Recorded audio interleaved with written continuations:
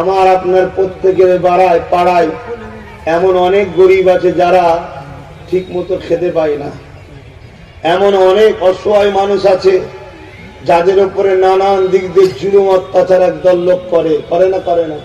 এমন অনেক এতিম আছে যাদের কোনো সাহারা নাই, আছে না নাই? ইসলাম এগুলোকে সাহায্য করার নাম নয়? কিছু বলবেন না? দুই ধরনের ইবাদত আছে, একটা নিজের পার্সোনাল আর একটা সবাইকে নিয়ে। নিজের পার্সোনাল কাজ হলো নামাজ, ওটা পার্সোনাল ইবাদত। আমি নামাজ পড়লে আমার সওয়াব হবে, অন্যর নেকি হবে না। উনি নামাজ পড়লে উনার নেকি হবে, আমার সওয়াব হবে না। আর আমি না পড়লে উনার গুনাহ হবে না, আমার গুনাহ হবে। শুনছেন? পার্সোনাল ইবাদত আছে রোজা, আমি রাখলে আমার নেকি উনার নেকি নয়, উনি যদি না রাখে আমার নেকি নয়, আমার গুনাহ নয়, এটা পার্সোনাল। কিন্তু এই সমাজে যদি জুলুম অত্যাচার হতেই থাকে আর আমি যদি দেখে মুখ ফিরিয়ে চলে যাই, মনে রাখবেন অন্যায়কে সাপোর্টকারী হিসাবে কিয়ামতের দিন জাহান্নামে এদিকে চাপবেন। যে যেখানে দাঁড়িয়ে আছেন দুহাত করে চাপবেন। এর নাম কি? ইসলাম কোরআন বলছে কুনতুম খায়রা উম্মাতিন উখরিজাত লিন-নাস তা'মুরুনা বিল মা'রুফ ওয়া তানহাউনা আনিল মুনকার। ন্যায় কাজ করো, ন্যায়ের সাথ দাও, ন্যায়কে প্রতিষ্ঠিত করো, অন্যায়কে মিটিয়ে দাও। অন্যায়কে মিটাবার নাম ইসলাম, ন্যায়কে জিন্দা করার নাম ইসলাম। জোরে বলুন সুবহানাল্লাহ। আল্লাহ বা ন্যায় কোনটা, অন্যায় কোনটা আমার আল্লাহ বা জানিয়ে দিলেন, মাতা কুমর রাসূল ফাখুযুহু ওয়া মা নাহাকুম আনহু ফান্তাহু। আমার নবীজিরা আদেশ করেছে মেনে নে, ওটা হলো ন্যায়। আমার নবীজিরা নিষেধ করেছে ছেড়ে দে, ওটা হলো অন্যায়। শুনছেন?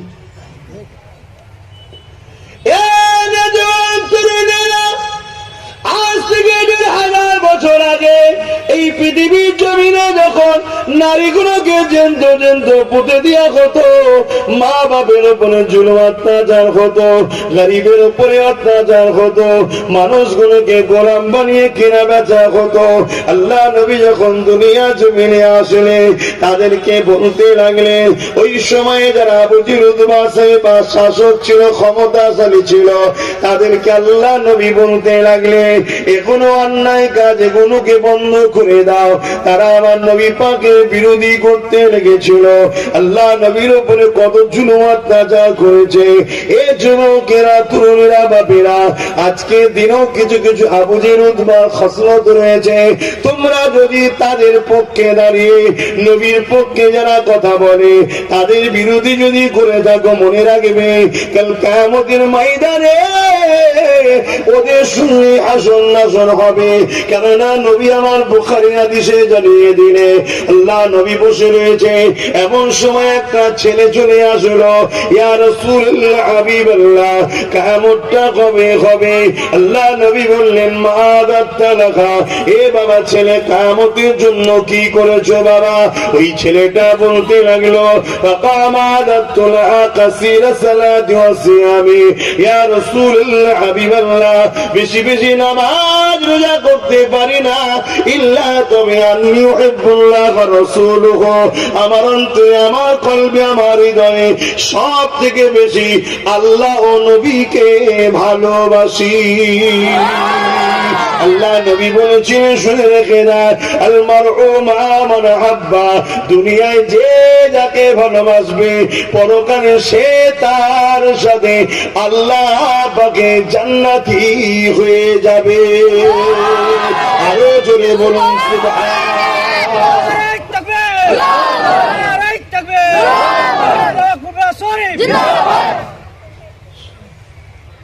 রাসূলুল্লাহর পক্ষে এই দুনিয়ায় লোক আছে না? না আছে। আবু জেহেলের পক্ষে লোক আছে না? এ তো স্বাভাবিক। ইমাম হোসাইনের পক্ষে লোক আছে না? না।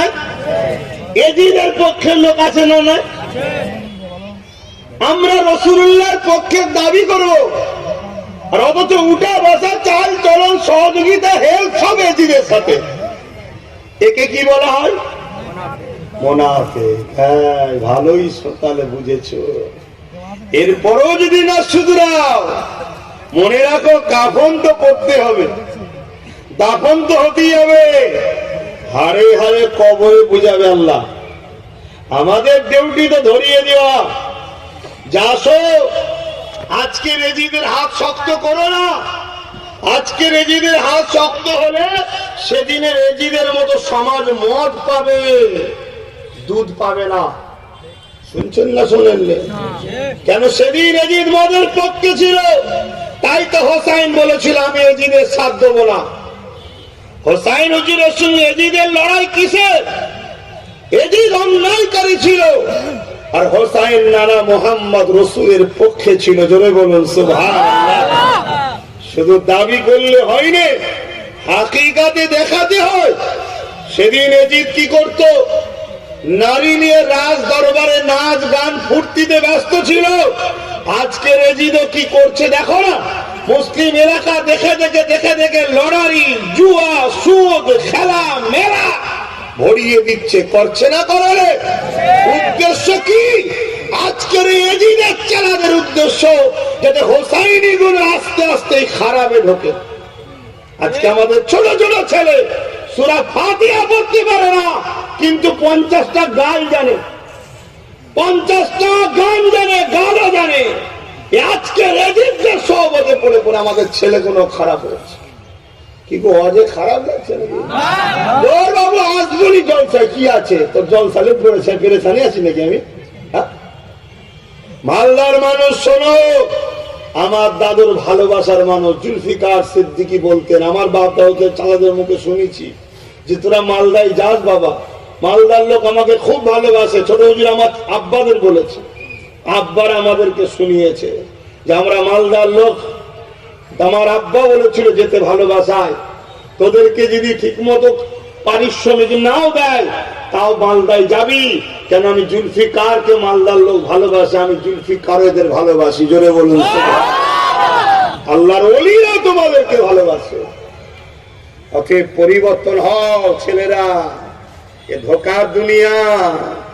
2 কেজি আলুর জন্য ইমান বিক্রি করে দিওনি। 500 তেলের জন্য নিজের দিনের অস্তিত্বকে মিটিয়ে দিওনি। কথা মাথায় ঢুকছে?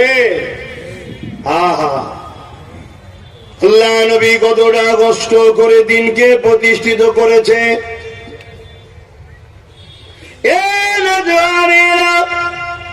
আল্লাহ নবী নবী দয়া নবী এত সহজে হয়নি গো।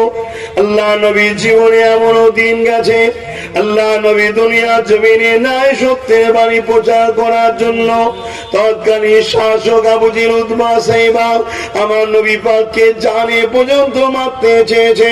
আল্লাহ পাক আমার নবী পাককে জানিয়ে দিলে, আমার হাবিব আপনি হিজরত করে আসি মদিনাতে চলে যান।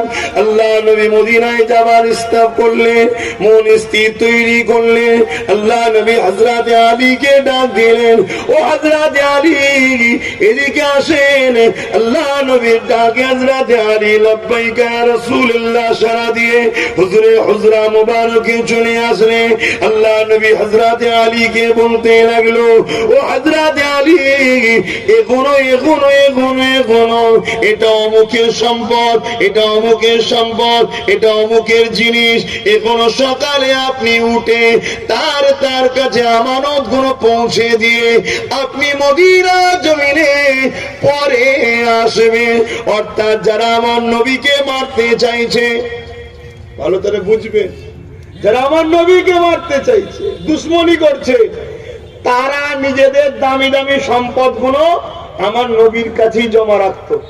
কেন? তারা জানে মুহাম্মদ রসুল যারা বাকি যার কাছে রাখবো সব আমানত খিয়ানত ঝেড়ে নেবে। শুনছেন না? তারা নিজেদের ঘরে নিজেরা চেনে। কেন? সব এক ক্যাটাগরির চোদ্দ, এক ক্যাটাগরির জালিম। তো জানে তো যে আমি যদি আবু জেহেলকে বলি আনা এই হিরে গুলো রাখো, কি এই মোহর গুলো রাখো, এই টাকা গুলো রাখো, এই সম্পদটা রাখো, উতবা জানে আবু জেহেল চিটিংবাজ। আর আবু জেহেল ভাবছে উতবার কাছে যদি আমি রাখি, উতবাও চিটিংবাজ ঝেড়ে দিয়ে বলবে কোথা দিলি ভাই। তারা সবাই জানে একমাত্র বিশ্বাস্ত জায়গা হলো মুহাম্মদুর রাসূল। জোরে বলুন সুবহানাল্লাহ।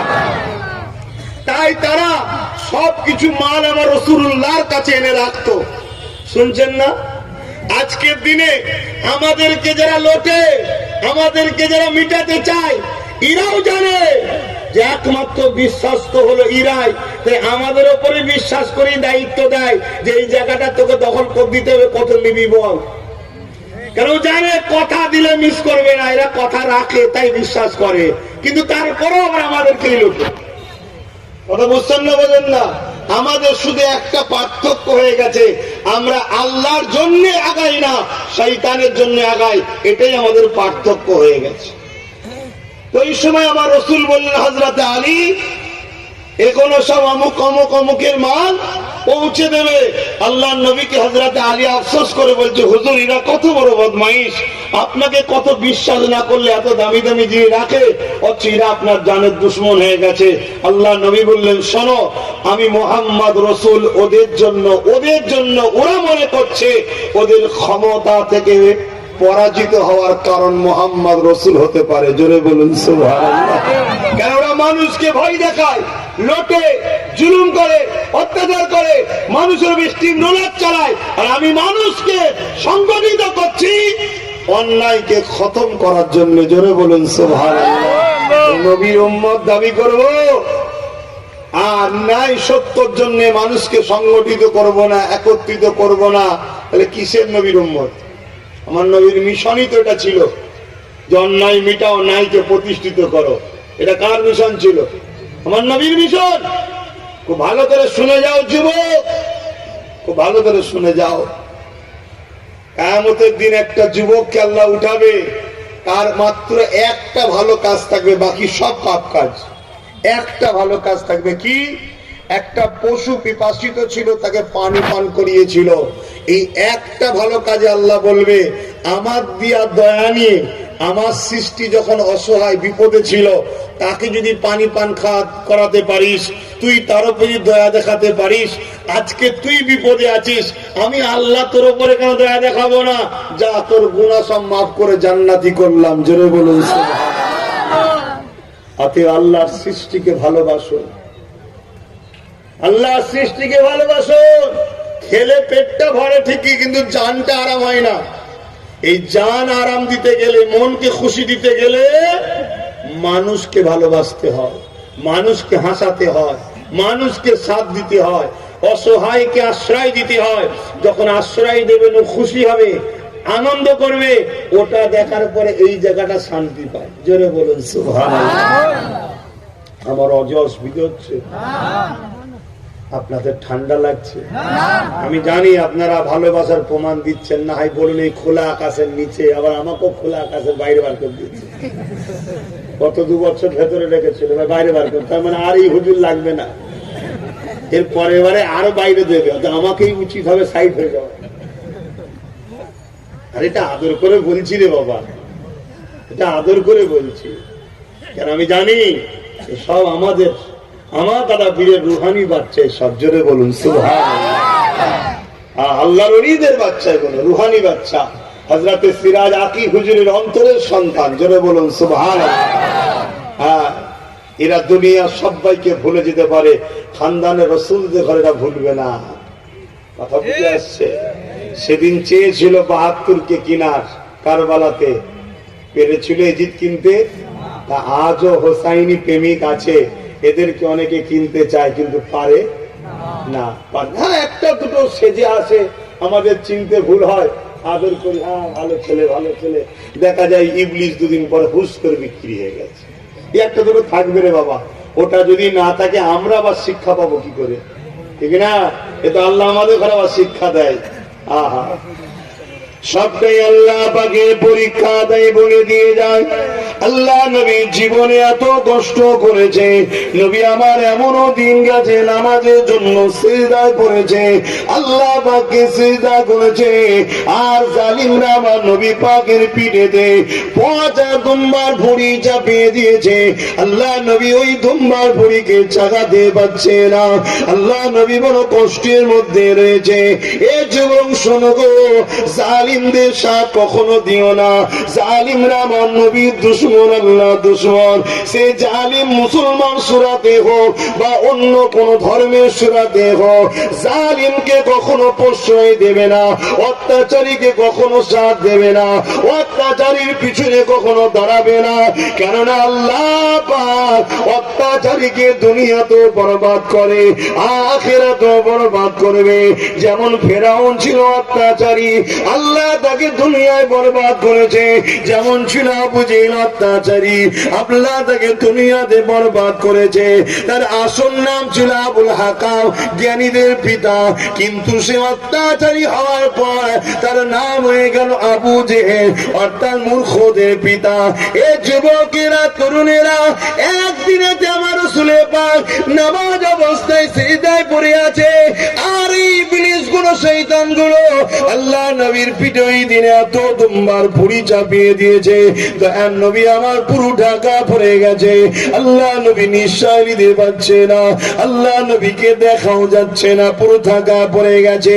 ওই অবস্থাতে আল্লাহ নবী এমন করে সিজদায় পড়ে গিয়ে রব্বি রব্বি সুবহান রাব্বিল আলা এই তাসবিহ খানা পড়ে যাচ্ছে। এদিকে আমার নবী পাকের কলিজার টুকরি হযরত খাতুনে জান্নাত আব্বা জানকে খুঁজতে লেগেছে। তখন আমার কলিজার নবীর টুকরি বড় ছোট ছিল। এই সময় দেখা যায় আব্বাকে খুঁজে পাচ্ছে না। এক জায়গায় অনেকটা উঁচু করে পচা লম্বার ভুঁড়ি রাখা রয়েছে। হযরত খাতুনে জান্নাত বুঝতে পেরেছে এই জায়গাতে হয়তো আমার আব্বা রয়েছে, কেননা পিরায় পিরায় আব্বার উপরে চাপিয়ে দেয়। খাতুনে জান্নাত সেগুলোকে নাবিয়ে নাবিয়ে সরিয়ে দেয়। তাই এই পচা দুম্বার ভুঁড়ি খানা যখনই নাবিয়ে দেয়, সরিয়ে দেয়, ওর ভেতর থেকে আমার নবী বা মাথা সিজদা তুলে দেয়। খাতুনে জান্নাত এটা দেখে সহ্য করতে পারে না, সঙ্গে সঙ্গে সিজদায় পড়ে যে বদদোয়া করতে লাগে, আহারে দয়া নবী তোমাকে আমাকে কত ভালোবাসা দিয়েছে। আল্লাহ নবী খাতুনে জান্নাতের মুখে হাত দিয়ে বলে, এ আমার কলিজার টুকরি বেটি রে, তুই আমি নবী আমার শরীরের অংশ, তুমি যদি বদদোয়া করো আল্লাহ কবুল করে নেবে। এই পৃথিবীকে আর রাখবে না, এই পৃথিবীকে আল্লাহ ধ্বংস করে দেবে। ফাতেমা বদদোয়া করো না মা, এরা যদি আমাকে চিনতে না পারে, এদের ছেলে ছেলে ছেলে ছেলে একদিন আমি নবী আমাকে চিনে আমার জন্য হাসতে হাসতে জান পর্যন্ত কুরবান করে দিতে পিছাবে না। আরো জোরে বলুন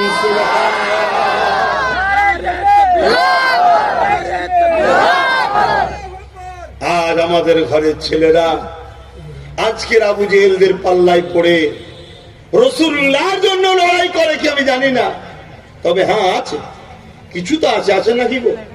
আছে না নাই কিছু? হ্যাঁ আছে, আজও আছে, কিছু আছে। আর মনে রাখবেন সব সময় আমরা কিছুতেই কামিয়াবি হই। জোরে বলুন সুবহানাল্লাহ।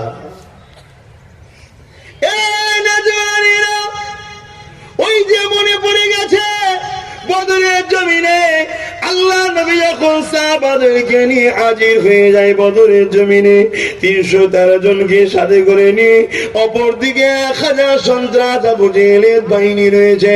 আমার রাসূলুল্লাহ সাহাবারা মাত্র 313 জন। আবু জেহেল বাহিনীর হাতে রয়েছে তরোয়ার, আর আমার নবী সাহাবাদের হাতে রয়েছে খাজুরের ডাল। আবু জেহেল বাহিনীর হাতে রয়েছে ঢাল, তরোয়ার, বল্ল, যুদ্ধের লেবাস গায়ে রয়েছে। আর আমার নবী পাকের সাহাবারা ছিঁড়া পাটা জামা পড়া, কেননা তখন তিনারা গরিব ছিলেন, অভাবী ছিলেন।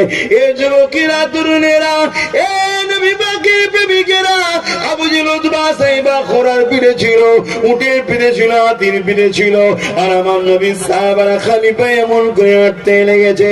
এই সময় সাহাবাদেরকে বলেছিল, তোমরা এই বিশাল 1000-এর উপর সৈন্যের মোকাবেলায় তোমরা 313 জন মাত্র, আবার তাদের হাতে তরোয়াল আছে, তাদের হাতে তীর আছে, বল্লম আছে, লোহার ড্রেস আছে। এ আমার নবীর অনুচরেরা, তোমরা কি এদের সঙ্গে কখনো লড়াই করতে পারো নাকি? তোমাদের সংখ্যাটাও কম, হাতে খাজুরের ডাল, যতই চেষ্টা করে মারো, লোহার উপরে খাজুরের ডাল মারলে ডাল ক্ষেত হয়ে যাবে, তাদের লোহার ড্রেস কখনো ভেদ করে যাবে না। তখন সাহাবারা কি বলেছিলেন, এ দুনিয়ার মানুষ আজকে সেই কথাটা শুনে না। ওদের দিকে তরোয়াল থাকতে পারে, ওদের দিকে তীর থাকতে পারে, ওদের দিকে বল্লম থাকতে পারে, ওদের সংখ্যা 1000-এর উপরে হতে পারে, ওদের দিকে দুনিয়া থাকতে পারে, মনে রেখে দিও আমাদের দিকে আল্লাহর বন্ধু মুহাম্মদ রাসূল রয়েছে। আরো জোরে বলুন সুবহানাল্লাহ।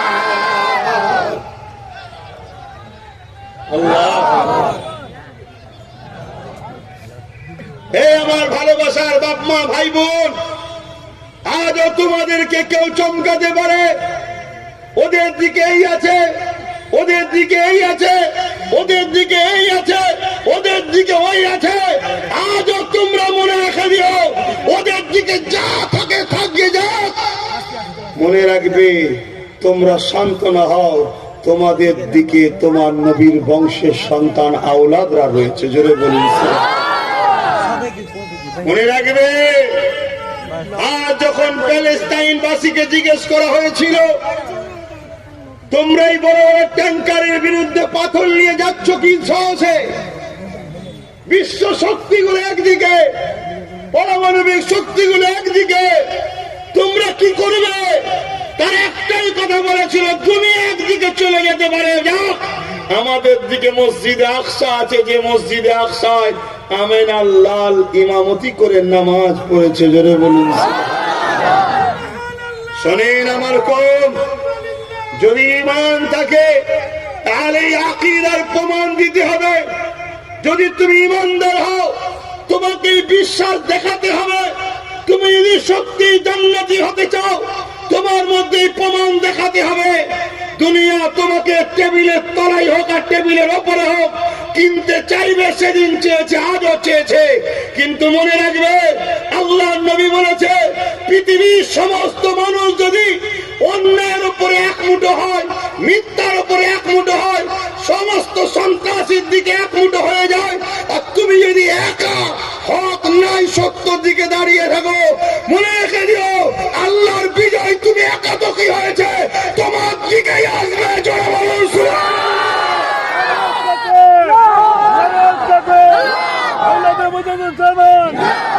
হে আমার যুবক, হে আমার ভাই, ঘাবড়াও নি।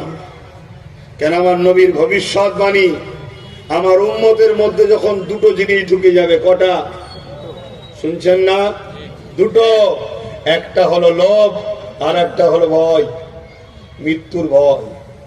লোভ আর ভয়, এই দুটো যখন ঢুকে যাবে আমার উম্মতের মধ্যে, তখন আমার উম্মত পৃথিবীতে প্রচুর মার খাবে।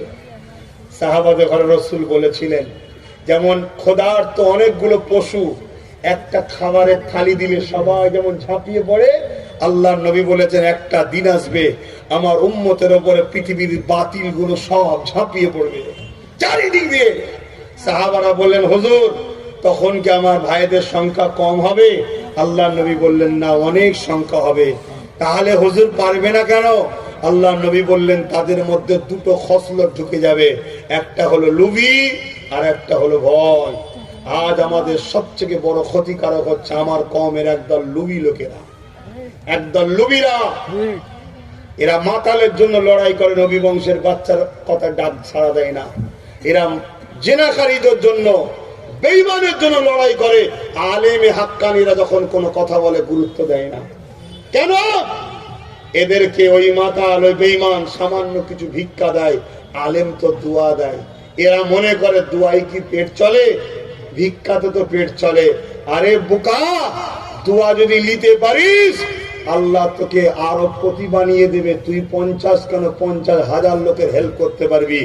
আর যদি তুই ভিক্ষাই পছন্দ করে নিস, মনে রাখবি একদিন এই ভিক্ষা দরজা বন্ধ হবে। কোন দিন? যেদিন তোমাকে খাবার প্রয়োজন হবে। কেমন? দেখবেন মুরগি যখন আমাদের প্রয়োজন হয় জবাই করার, কি করি? চাল ছড়ায়, ঠিক না? চাল ছড়ায়, চাল ছড়ালে মুরগি কি করে? লোভে আসে না, লোভে খাবো, যখন খেতে আসে ধরে ফেলে। ধরলে কি হবে? আমাদেরকে ছড়ানো হচ্ছে চাল খাও, ভিক্ষা খাও, ভিক্ষা খাও, ভিক্ষা খাও। সময় যখন মিটে যাবে হাত দিয়ে নেবে, হাত ছেড়ে নেবে, তখন দেখবে তোমার ডায়েও কেউ নেই, বাঁয়েও কেউ নেই, সামনেও কেউ নেই, পিছনেও কেউ নেই, বিপদের শেষ থাকবে না। তাই সতর্ক করেছি, আজও করছি, সুধরে যাও, বেশি লাফালাফি করো না। একটা বিমার দেবে খোদা, কটা? একটা। শুধু চেক আপ পরীক্ষাতেই 10 বার ভেলোর ছুটতে হবে। শুনছেন না? ডাক্তার বলে পাচ্ছি না ধরতে। এখন কিসের গরম এত? সব গরম ঠান্ডা হয়ে যাবে। আল্লাহকে ভয় করো, নবীকে ভালোবাসো। যে নবী আমার আজ মদিনা জমিনে তোমার আমার জন্য কাঁদতেছে, আল্লাহ নবী সারা জীবনটা তোমার আমার জন্য কেঁদেছেন।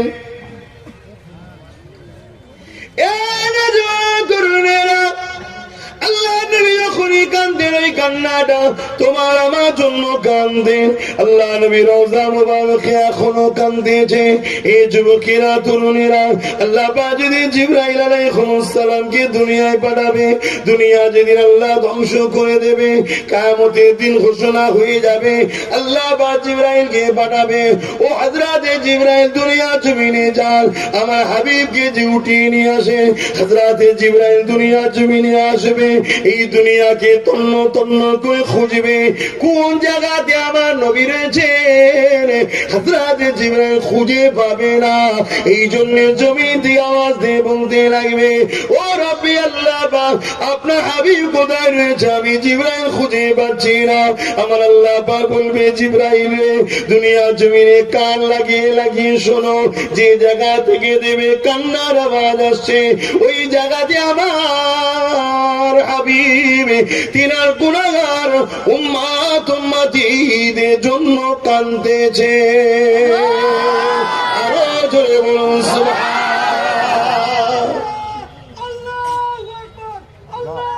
আমার নবী হায়াতুন নবী না মরা নবী গো? জোরে বলুন।